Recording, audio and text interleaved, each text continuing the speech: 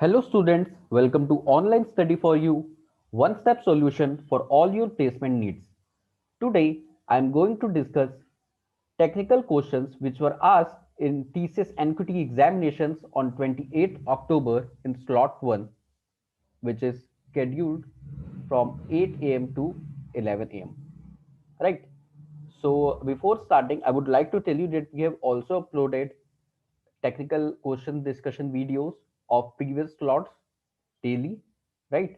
So you can go through that videos also, because the questions are not exact repeating in every slot. There is means in alternate slots you can find one or two questions which are repeating or means very closely related, but the pattern is being same. When I'll be traversing through the codes which I'll be telling you that what are the similar questions which were asked in previous slots also.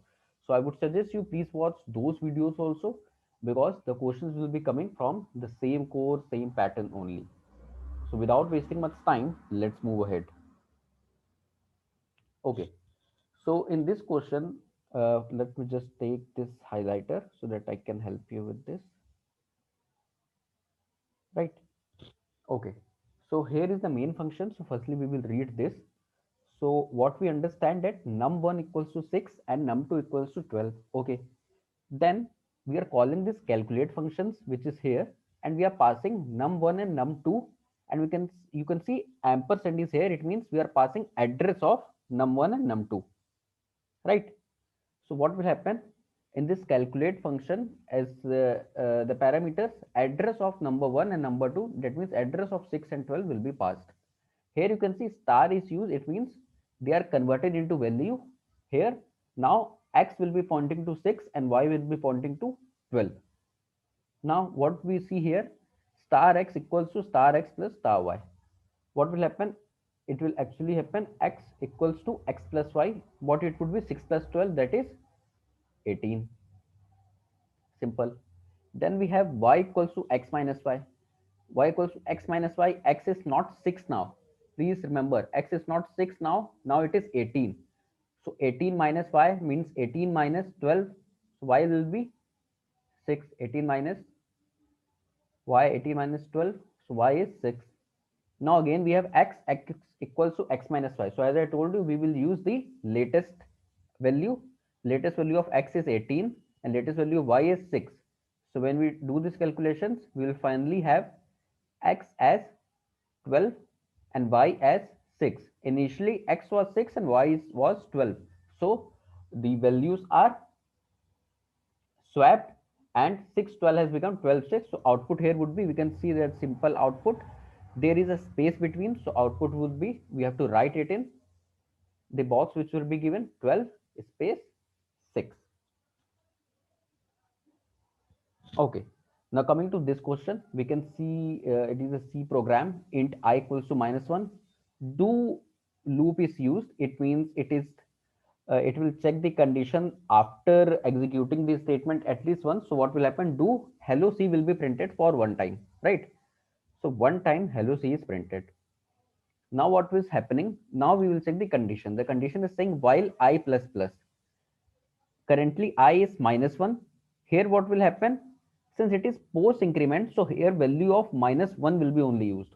Although I will become 0 after this, after I plus plus, I will become 0. But here since it is post increment, so in condition only value of I, not incremented value, the original value of I will be used, that is while -1.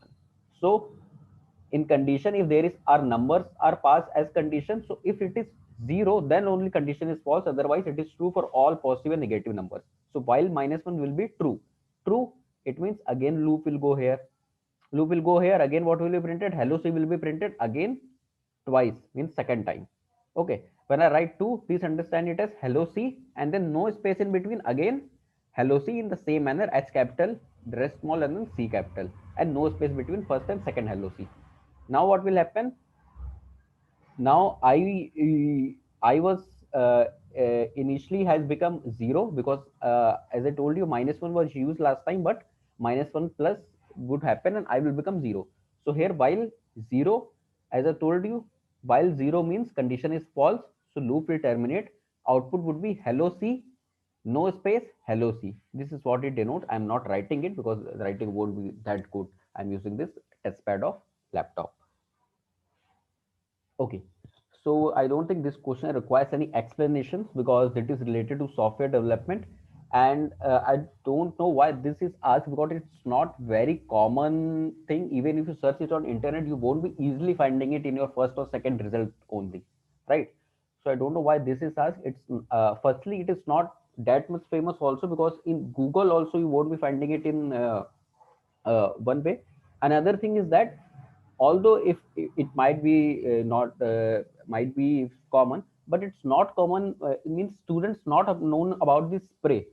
Although the students, the CSIT students who have studied software engineering, they also never got to know about this spray. But I don't know why they are asking about computer networks and this software engineering very detailed. Sometimes they are asking very easy ones like white box and black box testing in our previous video, as I told you. But here they are asking these things. So see, this is a full form, so it don't requires any I can say any explanation because it would directly. But I can tell you some tricks that if you get this kind of question because they are asking, how will you able to crack it? What you do first, you go for odd one out.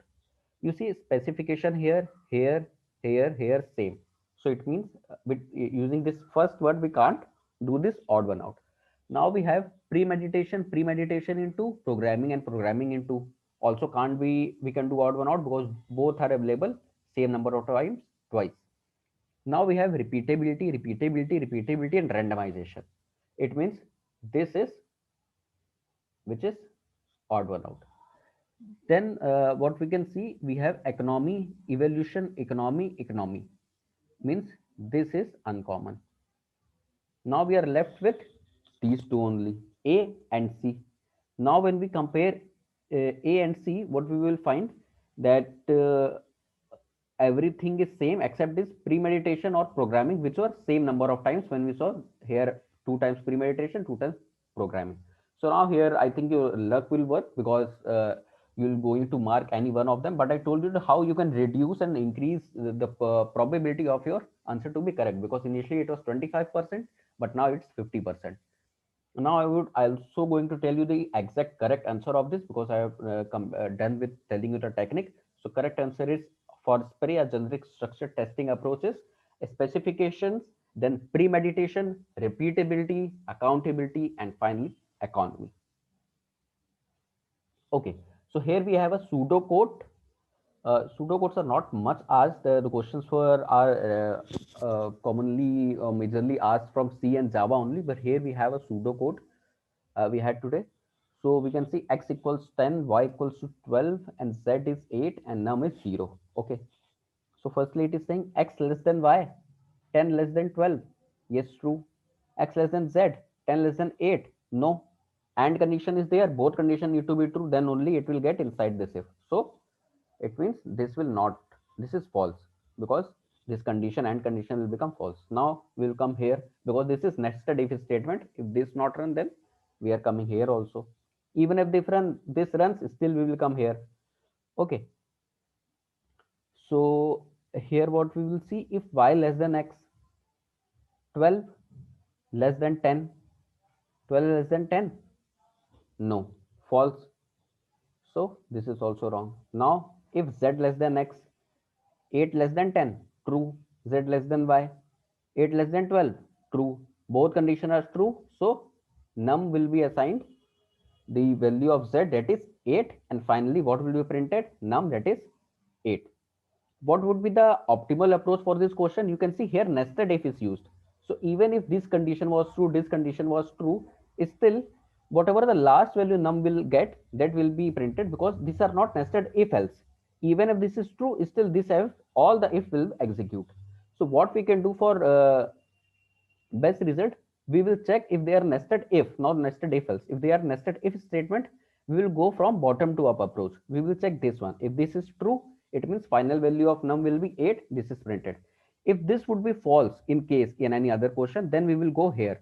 If that is true, then we will take that value because we know that all the if statement will execute and final value which will be assigned to num, that will be printed.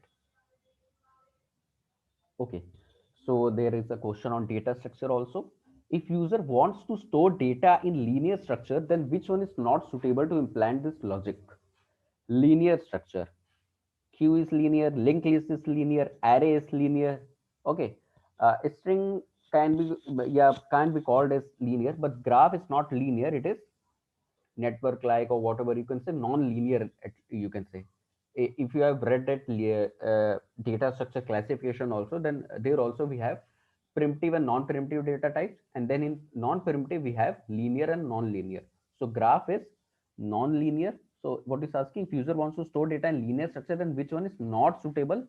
So this graph is not suitable, this is not suitable. So answer is actually this. I have marked those three because they are suitable. That doesn't mean that those three are right. Answer is graph because it is not suitable. It is non-linear data structure. Okay. In a doubly circular linked list, what will be the contents of right address field of last node? Doubly circular linked list. I will make it here. It is doubly linked list. So okay, to this will be node. This will be address to next. This will be address to previous. Then we have one more, and we have one more. Okay. So what is this? This is doubly linked list. To make it doubly circular, what we will do? We will point the address of last node to the first node. So now it is doubly circular linked list. So what we are having in front of us is a doubly circular linked list, because why, how it became doubly circular linked list? The last node of the doubly linked list is pointing to first node of that same doubly linked list. That's why it became a circular linked list in a circular manner, in a loop. So the same question is was also asked, what will be the contents of right address field of last node? So content of right address field of last node will be actually the address of first node. So this is the correct option. If it would not have been circular linked list, if it was only doubly linked list, then it would, the answer would have been null, but not this time. Garbage value, no, and depends on user also not. Okay, so now we have this question. When we implement queue by using linked list, then insertion from beginning and deletion from end, insertion from end and deletion from beginning, insertion and deletion both from beginning, insertion and deletion both from end. So what happens when we work with queue? We, insertion is done from the back end and deletion is done from front end. So the option similar to this statement is insertion from end and deletion from beginning. This is true for queue. For stack, the statement would be insertion and deletion both from beginning. If it would have been stack, then answer would be this. Okay. And I would also suggest you to please read about doubly-ended queue, double-ended queue, because questions are also asked with that. But and I would like to tell you, from stack and queue, in every slot, questions are being asked. So here I'm ending this video. These were the questions which a student faced in slot 1 of today's thesis NQT. And I would also suggest you to please go through the videos, the previous video which I have uploaded of technical questions, so you can go through them and prepare well for your test. If you have not yet done, please prepare. If you are done with it, you can check how many answers of yours are correct. So students, best of luck. Thank you.